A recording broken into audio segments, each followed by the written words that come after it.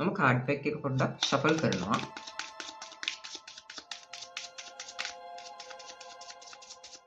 හරි. ඔයාලට ඕනද ෂෆල් කරන්න කාඩ් පැක් එක? නෑ. එහෙනම් ඔයා කැමති තැනකින් කාඩ් එකක් ගන්න.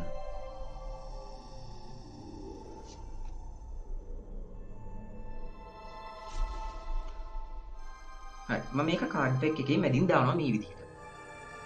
ඊට පස්සේ අපි පොඩි කට් එකකුත් දාගමු.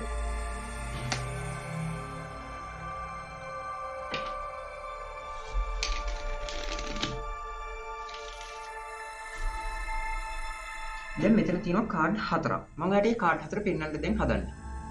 බලන්න ස්කෝප් ආසිය තියෙනවා, හාරත ආසිය තියෙනවා, කලාබර ආසිය තියෙනවා, ඒ වගේම රුවිත ආසියත් තියෙනවා මෙතන. හරිද? දැන් මම මේ කාඩ් 4 මෙහෙම ගන්නවා. දැන් මෙතන තියෙනවා ආසියෝ 4 දෙනා. මේ කාඩ් 4න් ඔයා කැමති කාඩ් එකක් කියන්න. රුවිත ආසිය. හරි. මේ කාඩ් එක මම මේ විදිහට අරගෙන කාඩ් පැක් එක කාඩ් 4 යටින් දානවා. ස්නැප් එකක් දෙනවා. ස්නැප් එකක් දුන්නාට පස්සේ ඔයාගේ රුවිත ආසිය ෆේස් ඩවුන් වෙලා තියෙනවා මෙතන. මේ කාඩ් තුන මම මේ වගේ අනිත් පැත්ත හරවනවා. දැන් කාඩ් 4ම ෆේස් ඩවුන් වෙලා තමයි තියෙන්නේ. හරිද?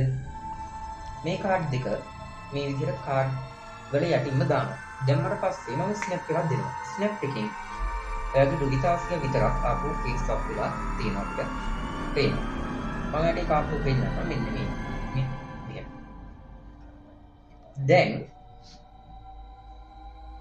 ඔයා හිතන්නේ මේ කාඩ් දෙක මොකද්ද? ආසිය දෙන්නේ. ඔව්. ආසිය දෙන්නෙක් තමයි මෙතන ඉන්නේ.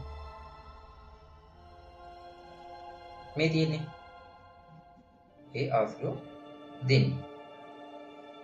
එතකොට මෙතන ඉන්නවා කලාබර ආසිය. දැන් ආසිය 4ම ෆේස් අප් වෙලා තමයි තියෙන්නේ. හරි. මම දැන් මේ කාඩ් 4 ඔයාලට පෙන්නන්නම්.